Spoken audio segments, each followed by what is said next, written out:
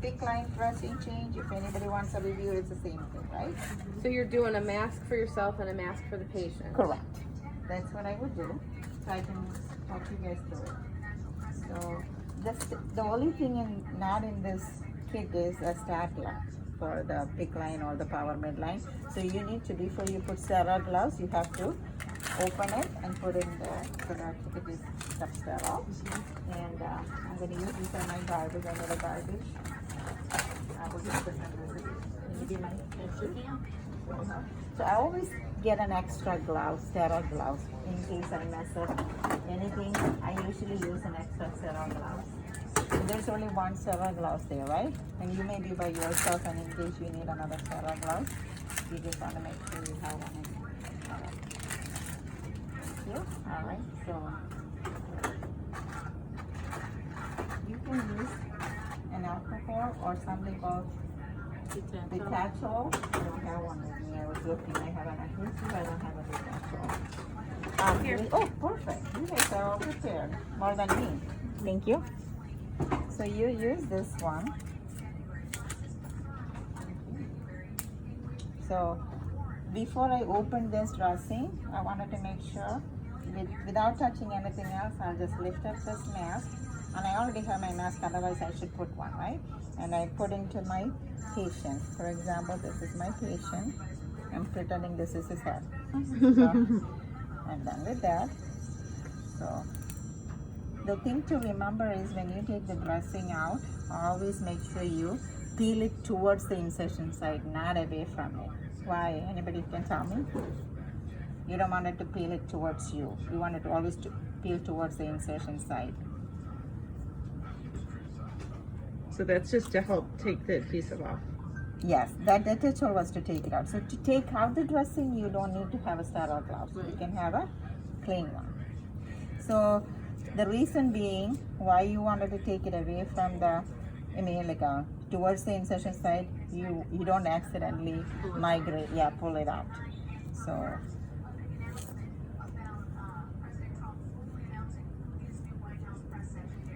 I don't know, this is the mannequin now, so I don't know, it sticks so good.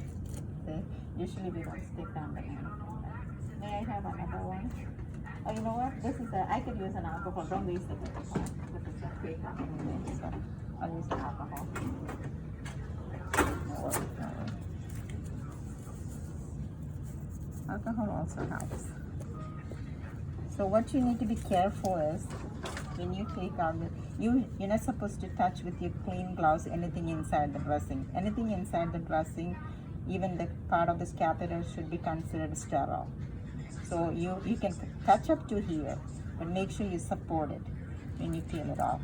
Otherwise, I'm going to have challenge here.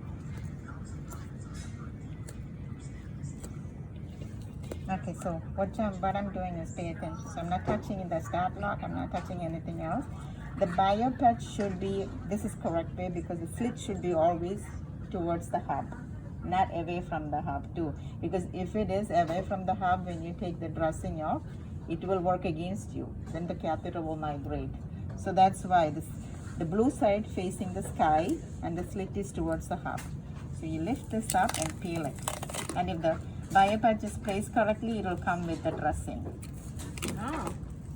That's why. But if the bio patch is the other way. Alright, how are you? Okay, don't take this video because it should not fall here. Alright. Alright. You know what I'm saying is okay.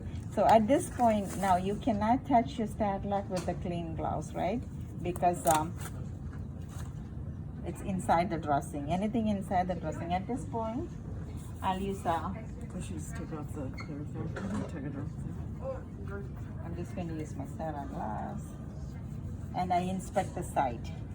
So the exposed length or external length is anything from insertion to the hub. So how much it is calibrated with the black dot. Each black dot is 1 centimeter. So how much you guys think the exposed length here? 2? Is it 2 or 1? Yeah, it's about 1 centimeter. If you see 2 black dot, it is 2. So that one should be noticed. If that's where you end of your dressing, it should be still 1. right? Or whatever it was, 2. You cannot push it in because once you push it in, it's contaminated. You can cause eclampsia, right? So make sure that's why it's important to pay attention to the external line. Okay, this is the first thing I will do now. I will support the one end here, and without touching anywhere, I'll lift up the start lock. Then I support this end, and I lift up this one, right? Then I can either use a gauze. There's actually gauze here. You can actually, this is all sterile, so I can make this like this. There's 2 gauzes here. This is for you to help. So if you wanted to make sure you want to hold the somewhere which is not sterile, you can support it here too. So what I would do is I would lift this up gently and put it to a side, and I will peel off the start lock without changing the exposed length. Got it? Okay. At this point, because of this one, it may not work. I'm just going to support it because I have sterile gloves. So I take this off, right? At this point, what I would do is here. I have the start lock. I mean, like the chlorhexidine 3 ml. I want to make sure it is saturated and touch here. So lift up this sterile glove, save this one, and you can have a good handle of your cleaning. The cleaning should be 30-second back and forth with friction. It's not the inside out anymore. That's the new evidence, right?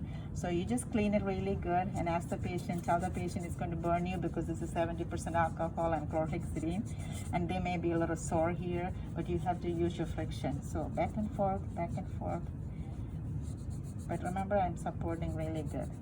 And if it's an agitated patient or something, you want someone else to. So what I would do is I would just lift up a little bit, even go under this. When I'm done with all that area, I'll just bring it out. Whatever I can clean outside, then I won't bring it back, right? Then how long I would wait? Till it's dry. Yeah, drying time is drying time, or in the protocol it says you wait for 30 seconds to dry. You have to make sure literally it's dry. This is very wet. Because of this arm, it won't dry like that. When you do it on a patient, it will dry fast because this is like a face arm, it will not. So pretend it is dry. At this point, you use this one here. It's called an adhesive, right? Skin prep. So where do you want to put it is? And where you're going to put the edge of the dressings, right?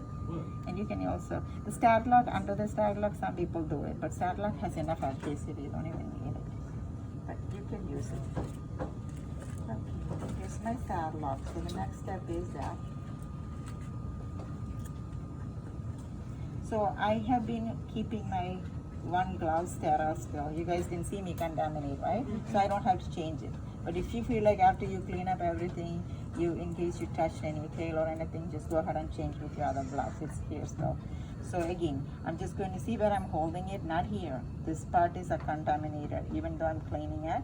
It was outside the dressing, so I have to have a sense where to hold it. So I'm lifting it close to the wings, and you just have to make sure the blue posts are on the holes.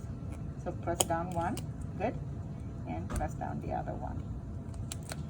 And make sure my exposed length is still 1. So here you normally peel it off, but I'm not going to peel here because it's going to be harder to take it off otherwise. Or I'll just peel it to show you guys.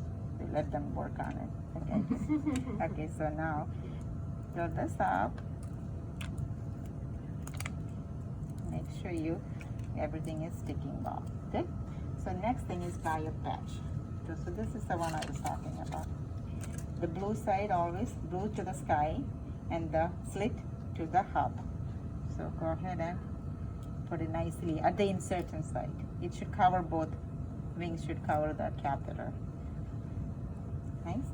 So then you got the dressing and the big slit part goes to the tail, right? So you just wanted to make sure the bio patch and the start lock is covered well with this dressing.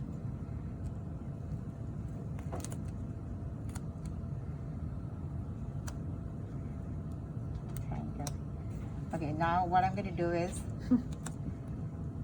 Stop moving, sir. Thank you. I appreciate that. At this point, I can touch this because I'm already covered. Listen, you're on that side of the wall. You might. Wow, this is really sticky. So you want to make sure everything is covered well and no air bubbles, right? Now you peel off this part. When you peel off, save these pants. We always call this is the pants because that will give a good occlusive dressing to keep it intact, especially if you're hanging up like, TPN or big bags here. This will, peel off the dressing easily, the edges. So this pants will be a good support. So how you want to do this pants is you do it one end first and you lift up this tail. At this time you can touch because you already occluded. So, and this part. So this give an additional reinforcement and good tightness. See, now you cannot. Oh. Right? And the last thing is you want to take this and Did you call it pants? yes, you can actually before you even put it on, you can actually write it down, your date and time. I would just put today's date here. This was 4/7, and I would say dressing change. I would say pick dressing if it is big, dressing change. And I would always write what was the external. So next time the nurse who comes to open the dressing already know what to expect. What was the so I would say external 1 cm. And I would put my initial. So dressing is done.